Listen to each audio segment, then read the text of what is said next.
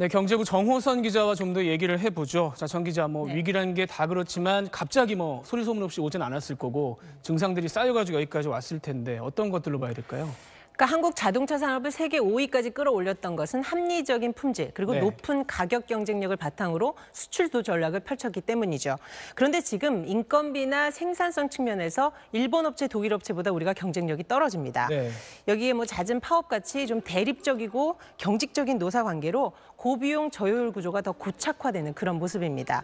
반면 품질 혁신은 그다지 인상적이지 못해서 이른바 가성비를 중시하는 소비자들이 외면하고 있는 겁니다. 이거는 수출뿐만이 아니라 그동안 안방이라고 좀 당연시했던 내수 시장에서도 수입차 점유율이 상당히 높아졌습니다. 네.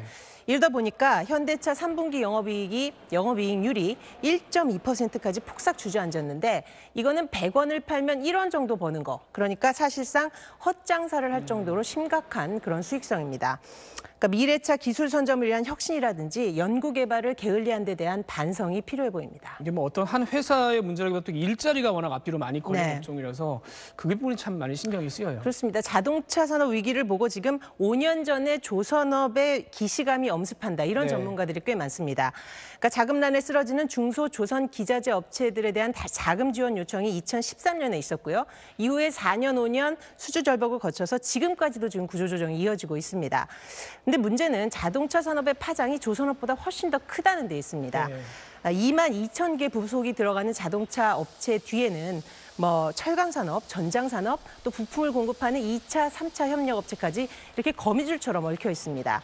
그러니까 직접 고용만 40만 명, 그러니까 조선업의 3배에 달해서 고용 위기라든지 경기 부진을 부추길 우려가 충분히 있습니다.